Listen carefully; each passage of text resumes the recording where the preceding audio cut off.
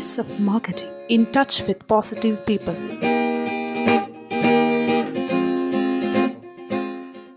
Power of distributor 7th ചാപ്റ്ററിലേക്ക് എല്ലാവർക്കും സ്വാഗതം. ഒരു ഡിസ്ട്രിബ്യൂഷൻഷിപ്പ് സുഗമമായിട്ട് വളരെയധികം പ്രോഫിറ്റബിളായിട്ട് എങ്ങനെ മുന്നോട്ട് കൊണ്ടുപോകണം, അതിന് ഏറ്റവും പ്രധാനപ്പെട്ട ഒരു ഘടകമുണ്ട്, പേയ്മെൻറ്റ്സ്. നമുക്ക് പേയ്മെൻറ്റ്സ് നന്നായിട്ട് നമ്മുടെ ഫേമിലേക്ക് ഡിസ്ട്രിബ്യൂഷൻഷിപ്പ് നടത്തുന്ന ആ ഫേമിലേക്ക് എത്തിയാൽ മാത്രമാണ് ഈ ഡിസ്ട്രിബ്യൂഷൻഷിപ്പ് എന്ന പ്രോസസ്സ് നമുക്ക് മുന്നോട്ട് സുഗമമായിട്ട് കൊണ്ടുപോകാൻ സാധിക്കുകയുള്ളൂ. അതിന് ഏറ്റവും പ്രധാനപ്പെട്ട ഒരു കാര്യമുണ്ട്. ക്രെഡിറ്റ് കൊടുക്കുന്നത്, നമ്മുടെ ഡീലേഴ്സിന് ക്രെഡിറ്റ് കൊടുക്കുന്നത് പരിമിതപ്പെടുത്തുക, ലിമിറ്റ് ചെയ്യുക. എങ്ങനെയൊക്കെയാണ് ക്രെഡിറ്റ് കൊടുക്കുന്നത് നമുക്ക് ലിമിറ്റ് ചെയ്യാൻ സാധിക്കുക? ഒരു 5 ലക്ഷം രൂപ ക്രെഡിറ്റ് കൊടുക്കാൻ ഒരു ഡിസ്ട്രിബ്യൂട്ടർ തീരുമാനിച്ചാൽ നമ്മുടെ അക്കൗണ്ടിൽ ഒരു 10 ലക്ഷം രൂപയെങ്കിലും ഉണ്ടായിരിക്കണം, വേണ്ടേ? സ്റ്റോക്ക് തീരുമ്പോൾ എടുക്കാൻ നമുക്ക് മെറ്റീരിയൽ വേണം. ഈ 5 ലക്ഷം രൂപ കൊടുത്തത് ക്രെഡിറ്റിന് കൊടുത്തിരിക്കുന്നതാണ്. അതിൻ്റെ പേയ്മെൻറ്റ് നെക്സ്റ്റ് വീക്കിൽ നമുക്ക് കിട്ടണം എന്ന് നിർബന്ധമില്ല. ചിലപ്പോൾ നെക്സ്റ്റ് വീക്കിൽ പോകുമ്പോഴായിരിക്കും ചെക്ക് പ്രസൻറ്റ് ചെയ്തത് മാറ്റി വയ്ക്കാനും, അല്ലെങ്കിൽ നെഫ്റ്റ് മൺഡേ ചെയ്യാമെന്ന് പറഞ്ഞ നെഫ്റ്റ് സാറ്റർഡേയിലേക്ക് മാറുന്നതും, അല്ലെങ്കിൽ കമ്മിറ്റ്മെൻറ്റ് ചെയ്ത വ്യക്തികൾ ചേഞ്ച് വരുന്നതും അല്ലേ? അങ്ങനെ ഒരു കാലത്തല്ലേ ജീവിക്കുന്നത്? 4 മണിക്ക് പറഞ്ഞ കാര്യം അല്ലേ, 4 മണിക്ക് പറഞ്ഞ കാര്യം 5 മണിയാകുമ്പോൾ ചിലപ്പോൾ അതിന് മാറ്റം വന്നേക്കാം. അത് അവരുടെ പോയിൻ്റ് ഓഫ് വ്യൂവിൽ ചിന്തിച്ചാൽ അവർക്ക് എന്തെങ്കിലും ഇഷ്യൂകൾ വരാം. റീറ്റെയിൽ ഷോപ്പുകാർക്ക് പേയ്മെൻറ്റ് കിട്ടേണ്ട പാർട്ടികളിൽ നിന്നും പേയ്മെൻറ്റ് കിട്ടാതെ വരാം. അങ്ങനെയൊക്കെ ഓരോ കണ്ടീഷൻസ് വരാമല്ലോ. അപ്പോൾ അതുകൊണ്ട് ക്രെഡിറ്റ് കൊടുക്കാൻ ഒരു ഡിസ്ട്രിബ്യൂട്ടർ തീരുമാനിച്ചിട്ടുണ്ടെങ്കിൽ, ഡിസൈഡ് ചെയ്തിട്ടുണ്ടെങ്കിൽ, അങ്ങനെ 5 ലക്ഷം രൂപ കൊടുത്തിട്ടുണ്ടെങ്കിൽ ഒരു 10 lakhs എങ്കിലും അദ്ദേഹത്തിൻ്റെ അക്കൗണ്ടിൽ ഉണ്ടാകണം. അങ്ങനെയെങ്കിൽ മാത്രമാണ് സ്റ്റോക്ക് മെയിൻറ്റെയിൻ ചെയ്യാൻ പറ്റുള്ളൂ. ഒരു സ്റ്റോക്ക് മെയിൻറ്റെയിൻ ചെയ്യൽ ഒരു ഡിസ്ട്രിബ്യൂട്ടറെ സംബന്ധിച്ച് ഒരു ഡീലറേക്കാൾ ഇമ്പോർട്ടൻ്റ് ആണ്. കാരണം അദ്ദേഹത്തെ വിശ്വസിച്ച്, ആ ഡിസ്ട്രിബ്യൂട്ടറെ വിശ്വസിച്ച് പല ഡീലേഴ്സും വിളിക്കും, എനിക്ക് മെറ്റീരിയൽ തീർന്നിട്ടുണ്ട്, പ്രോഡക്റ്റ് പെട്ടെന്ന് എത്തിച്ചു തരണം. അപ്പോഴൊക്കെ ആ ഒരു ട്രസ്റ്റ് കൊണ്ടാണ് ആ ഡിസ്ട്രിബ്യൂട്ടറെ വിളിക്കുന്നത്. എത്തിച്ചു കൊടുക്കാൻ റെസ്പോൺസിബിളുള്ള വ്യക്തിയാണ് ഈ ഡിസ്ട്രിബ്യൂട്ടർ. അങ്ങനെ ഈ ഡിസ്ട്രിബ്യൂട്ടർക്ക് കൃത്യമായിട്ട് പ്രോഡക്റ്റ് എത്തിച്ചു കൊടുക്കണമെങ്കിൽ അയാളുടെ കയ്യിൽ പൈസ ഉണ്ടാകണം. കമ്പനിയിൽ നിന്നും പ്രോഡക്റ്റ് എടുത്ത്, അല്ലെങ്കിൽ സ്റ്റോക്കിസ്റ്റിൽ നിന്നും പ്രോഡക്റ്റ് എടുത്ത് വയ്ക്കാൻ സാധിക്കണം. അതിന് പേയ്മെൻറ്റ് അദ്ദേഹത്തിൻ്റെ അക്കൗണ്ടിൽ ഉണ്ടായേ മതിയാകുള്ളൂ. ശരിയാണല്ലോ? അപ്പോൾ എങ്ങനെ ഈ കാര്യം നമുക്ക് മെയിൻറ്റെയിൻ ചെയ്യാൻ പറ്റും? എല്ലാ ഡീലേഴ്സും ചിലപ്പോൾ പേയ്മെൻറ്റ് കൃത്യമായി തന്നു എന്ന് വരില്ല. ചിലരിട്ട് ചിറ്റിക്കുന്നവരുണ്ട് അല്ലേ? എല്ലാ ആൾക്കാരും ഓരോ സ്വഭാവക്കാരൊന്നും അല്ല. പേയ്മെൻറ്റ് കൊടുക്കാതെ എങ്ങനെ കച്ചവടം ചെയ്യാം എന്ന് ആലോചിക്കുന്ന ഡീലേഴ്സും നമ്മളുടെ ഇടയിൽ വിരളമായി ഉണ്ടാകാം. അവരെയും ഒരു ഡിസ്ട്രിബ്യൂട്ടർ ഡീൽ ചെയ്യേണ്ടി വരും. അതെങ്ങനെ ഡീൽ ചെയ്യണം? നല്ല ഡീലറെ കണ്ടെത്തേണ്ടതുണ്ട്. അങ്ങനെ മോശം ഡീലേഴ്സിനെ, പേയ്മെൻറ്റ് തരാത്ത ഡീലേഴ്സിനെ ഒഴിവാക്കേണ്ടതുണ്ട്. സ്റ്റോക്ക് അവിടെ കൊടുക്കാതിരിക്കുകയും കൊടുത്ത സ്റ്റോക്കിൻ്റെ പേയ്മെൻറ്റ് എത്രയും പെട്ടെന്ന് വാങ്ങിച്ച് അവിടുന്ന് രക്ഷപ്പെടാൻ ഒരു ഡിസ്ട്രിബ്യൂട്ടർക്ക് കഴിഞ്ഞിരിക്കണം. പേയ്മെൻറ്റ് ഡിലേ, കണ്ടിന്യൂസ് ആയിട്ട് പേയ്മെൻറ്റ് ഡിലേ വരുത്തുന്നവരാണെങ്കിൽ, പ്രോഡക്റ്റ് അങ്ങോട്ട് കൊടുക്കുകയും ഇങ്ങോട്ട് തിരിച്ച് പേയ്മെൻറ്റ് തരാതിരിക്കുകയും ചെയ്യുമ്പോൾ ഒരു ഡിസ്ട്രിബ്യൂട്ടർക്ക് എങ്ങനെ മാർക്കറ്റിൽ നിലനിൽക്കാൻ പറ്റും? അതൊരു ഡീലറും മനസ്സിലാക്കേണ്ടതുണ്ട്, അത് അറിയേണ്ടതുണ്ട്.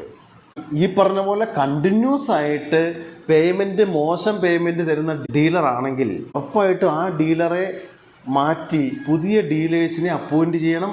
അതിന് ഒരു മാർക്കറ്റിംഗ് സ്കില്ല് ആർക്കുണ്ടായിരിക്കണം? ഡിസ്ട്രിബ്യൂട്ടർ ഒരു മാർക്കറ്റിംഗ് സ്കില്ലുള്ള വ്യക്തിയായിരിക്കണം.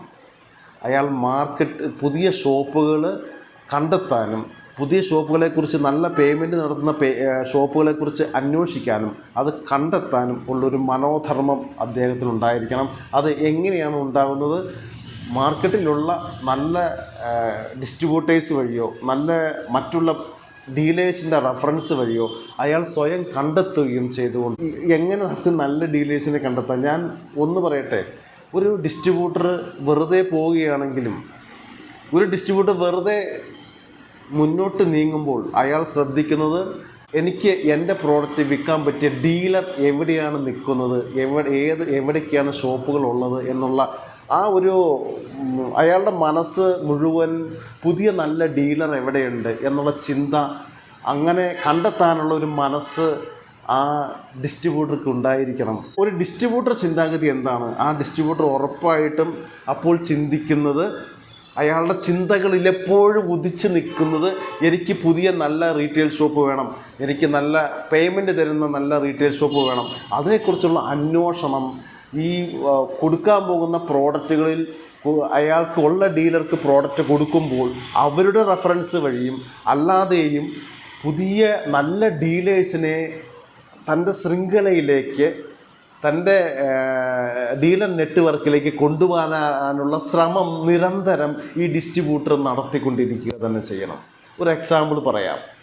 ഒരു ഡിസ്ട്രിബ്യൂട്ടർ ഒരു റീറ്റെയിൽ ഷോപ്പിൽ 10,000 10,000 രൂപയുടെ സ്റ്റോക്ക് കൊടുക്കുമ്പോൾ അദ്ദേഹത്തിന് വീക്ക്ലി കളക്ഷനായിട്ട് വളരെയധികം കഷ്ടപ്പെട്ട് അവിടെ നിന്ന് കിട്ടുന്നത് 2,500 2,500 രൂപ കൊണ്ടാണ് ആ ഡിസ്ട്രിബ്യൂട്ടർ സംതൃപ്തിപ്പെടുന്നത് ഒരാഴ്ച. പിന്നെ നെക്സ്റ്റ് വീക്ക് വരുമ്പോൾ പിന്നെയും സ്റ്റോക്ക് അവിടെ ഇറക്കി കൊടുക്കേണ്ടി വരും.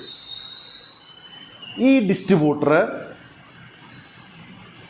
ഇതേപോലുള്ള ഒരു റീറ്റെയിൽ ഷോപ്പ്, മറ്റൊരു ഷോപ്പ് കൂടി അദ്ദേഹം അക്വയർ ചെയ്തു എന്ന് വിചാരിക്കുക. മറ്റൊരു ഷോപ്പ് അദ്ദേഹം കണ്ടെത്തി സ്റ്റോക്ക് കൊടുത്തു എന്ന് വിചാരിക്കുക. ഈ 10,000 രൂപയുടെ സ്റ്റോക്ക് ഒരു ഷോപ്പിൽ കൊടുക്കുന്ന ഈ 10,000 രൂപയുടെ ഒരു ഷോപ്പിൽ കൊടുത്ത സ്റ്റോക്ക് ഡിവൈഡ് ചെയ്തിട്ട് ഒരു 5,000 ഈ പുതുതായി കൊടുത്ത ഷോപ്പിൽ ആ സ്റ്റോക്ക് കൊടുക്കുകയാണെങ്കിൽ ആ 10,000 രൂപ സ്പ്ലിറ്റ് ചെയ്യപ്പെട്ടു. അല്ലെങ്കിൽ വീക്ക്ലി കളക്ഷൻ ഒരു 2,500 രൂപ ഒരു പുതിയ ഷോപ്പൊക്കെ അപ്പോയിൻറ്റ് ചെയ്യുമ്പോൾ 2,500 രൂപ പകുതി പേയ്മെൻറ്റെങ്കിലും ആ ഷോപ്പിൽ നിന്നും ആ ഡിസ്ട്രിബ്യൂട്ടർക്ക് കളക്ട് ചെയ്യാൻ പറ്റും. അപ്പോൾ 10,000 രൂപ നമ്മൾ ഡിവൈഡ് ചെയ്ത് 5,000 ആക്കുമ്പോൾ 5,000 രൂപ വീക്കിലി കളക്ഷൻ അദ്ദേഹത്തിന് കിട്ടുന്നു. 10,000 ഒരു ഷോപ്പിൽ വെച്ച് കൊടുക്കുമ്പോൾ 2,500 രൂപയാണ് അദ്ദേഹത്തിന് കളക്ഷൻ ക്യാഷ് കിട്ടുന്നത്. ഈ ക്യാഷ് ഡിസ്ട്രിബ്യൂട്ടറുടെ ഓഫീസിലോട്ട് വരാതെ, ഡിസ്ട്രിബ്യൂട്ടറുടെ അക്കൗണ്ടിലേക്ക് വരാതെ ഇത് മുന്നോട്ട് ഈ സംഭവം ഡിസ്ട്രിബ്യൂഷൻ നെറ്റ്വർക്ക് കൊണ്ടുപോകാൻ വിഷമമായിരിക്കും. അപ്പോൾ എന്താണ് ചെയ്യേണ്ടത്? ഒരു റീറ്റെയിൽ ഷോപ്പുകൾ, കൂടുതൽ നല്ല റീറ്റെയിൽ ഷോപ്പുകളെ അപ്പോയിൻറ്റ്മെൻറ്റ് ചെയ്യാൻ ഡിസ്ട്രിബ്യൂട്ടർ ശ്രമിച്ചുകൊണ്ടേയിരിക്കണം. ഒരു ഡീലറുടെ അടുത്ത് തന്നെ കൂടുതൽ സ്റ്റോക്ക് കൊടുക്കുകയും അവിടുന്ന് പേയ്മെൻറ്റ് കിട്ടാതിരിക്കുകയും ചെയ്യുന്ന അവസ്ഥ ഒരു ഡിസ്ട്രിബ്യൂട്ടർക്ക് വന്നാൽ മുന്നോട്ട് ആ വണ്ടി ഓടില്ല, അത് ബ്രേക്കാവും, പകുതി വെച്ച് നിർത്തി പോകേണ്ടി വരും. അങ്ങനെ ഒരവസ്ഥ വരാതിരിക്കാൻ വേണ്ടിയിട്ട് പുതിയ ഡിസ്ട്രിബ്യൂഷൻ ഷിപ്പൊക്കെ സ്റ്റാർട്ട് ചെയ്യുന്നവരാണ് ഈ കാര്യം കുറച്ചുകൂടി ശ്രദ്ധിക്കേണ്ടത്. കൂടുതൽ സ്റ്റോക്ക് ഒരു ഷോപ്പിൽ മാത്രം വച്ച് കൊടുക്കാതെ അത് സ്പ്ലിറ്റ് ചെയ്യുകയും കൂടുതൽ റീറ്റെയിലേഴ്സിനെ അപ്പോയിൻറ്റ് ചെയ്യുകയും അവർക്ക് സ്റ്റോക്ക് എത്തിച്ചു കൊടുക്കുകയും അങ്ങനെ കൂടുതൽ കളക്ഷൻ, പേയ്മെൻറ്റ്, ക്യാഷ് ഇൻഫ്ലോ ശ്രമിച്ചുകൊണ്ടിരിക്കുകയും ചെയ്യണം. ഇത് ബ്രേക്ക് ചെയ്യുന്നൊരു കാര്യം അതുകൂടി പറയട്ടെ. നല്ല റീറ്റെയിലേഴ്സ് ഉണ്ട്, നല്ല റീറ്റെയിലേഴ്സ് ഉണ്ട്, അവരുടെ ഒരു ലോകം കൂടിയുണ്ട് നമ്മുടെ ചുറ്റും. അവരെ മറക്കരുത്. അവർ 10,000 തന്നാൽ ചിലപ്പോൾ 10,000 തന്നെ ക്യാഷ് എടുത്ത് തരുന്നവരുണ്ടാവാം. അല്ലെങ്കിൽ ഒന്നുകൂടി ഈ എപ്പിസോഡ് ക്ലോസ് ചെയ്യുമ്പോൾ പറയാനുള്ളത്, ഡിസ്ട്രിബ്യൂട്ടർ ഒരു മാർക്കറ്റിംഗ് സ്കില്ല് ഉള്ള വ്യക്തി ആയിരിക്കണം. പുതിയ ഡീലേഴ്സിനെ കണ്ടെത്താൻ വളരെയധികം ശ്രമങ്ങൾ അദ്ദേഹത്തിൻ്റെ ഭാഗത്തു നിന്നും ഉണ്ടായിക്കൊണ്ടിരിക്കണം. എങ്കിൽ മാത്രമേ ഈ ഡിസ്ട്രിബ്യൂഷൻ മുന്നോട്ട് പോവുകയുള്ളൂ. പുതിയ ഡീലേഴ്സ് വരണം. നല്ല പേയ്മെൻറ്റ് തരുന്ന ഡീലേഴ്സിനെ അപ്പോയിൻറ്റ് ചെയ്യാൻ സാധിക്കണം. മാർക്കറ്റ് അറിഞ്ഞിരിക്കണം, വിപണി അറിഞ്ഞിരിക്കണം. വിപണി അറിഞ്ഞ് അവരിലേക്ക് ഇറങ്ങി വർക്ക് ചെയ്ത് നല്ല ഡീലേഴ്സിനെ അപ്പോയിൻറ്റ് ചെയ്യുമ്പോൾ നമ്മുടെ സ്റ്റോക്ക് അങ്ങനെ പുതിയ ഷോപ്പുകളിൽ കൊടുക്കുമ്പോൾ അവരുടെ terms and condition, payment ready കണ്ടീഷനിൽ മേടിക്കുകയും അങ്ങനെ ഒരു ക്യാഷ് കളക്ഷൻ, ഈ ക്യാഷ് ഇൻഫ്ലോ ആ ഡിസ്ട്രിബ്യൂട്ടറെ അടുത്തേക്ക് ഒഴുകി എത്തുകയും ചെയ്യണം. അങ്ങനെ ഒഴുകി എത്തുമ്പോൾ ഈ ക്യാഷിൻ്റെ ഈ ഒരു ക്യാഷ് കളക്ഷൻ, ഈ ഔട്ട്സ്റ്റാൻഡിങ് എന്നുള്ള ആ വലിയൊരു കടമ്പ നിങ്ങൾക്ക് കടക്കാനും പുതിയ ഡീലേഴ്സിനെ അപ്പോയിൻറ്റ് ചെയ്യുമ്പോൾ പേയ്മെൻറ്റ് റെഡി തരണം. അല്ലെങ്കിൽ ഒരു 20 days 30 daysനുള്ളിൽ പേയ്മെൻറ്റ് തന്നാൽ ക്യാഷ് ഡിസ്കൗണ്ട് ഉണ്ട്. അപ്പോൾ തന്നെ ഡെലിവറി ചെയ്യുമ്പോൾ തന്നെ പേയ്മെൻറ്റ് തരികയാണെങ്കിൽ സ്പെഷ്യൽ ഓഫറുണ്ട്. അങ്ങനെ ഓഫർ പറഞ്ഞ് പൈസ മേടിക്കാൻ ഒരു ഡിസ്ട്രിബ്യൂട്ടർ പഠിച്ചിരിക്കണം, അറിഞ്ഞിരിക്കണം.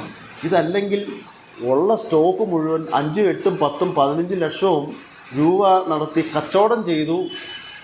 കച്ചവടം എത്ര ചെയ്തു? 15 ലക്ഷത്തിൻ്റെ സ്റ്റോക്ക് എടുത്തു, 20 ലക്ഷത്തിൻ്റെ കച്ചവടം ചെയ്തു. പക്ഷേ അക്കൗണ്ടിൽ പൈസയില്ല, ക്യാഷ് കിട്ടുന്നില്ല. ആ ഡിസ്ട്രിബ്യൂട്ടർ വേസ്റ്റാണ്. അങ്ങനെ ഡിസ്ട്രിബ്യൂഷൻ ചെയ്തിട്ട് അങ്ങനെ ക്യാഷ് കിട്ടുന്നില്ല. അങ്ങനെ ഒരു ഡിസ്ട്രിബ്യൂഷൻ പണി ചെയ്തിട്ട് യാതൊരു കാര്യവുമില്ല. കൊടുത്താൽ വാങ്ങിക്കാൻ പഠിച്ചിരിക്കണം. All the best.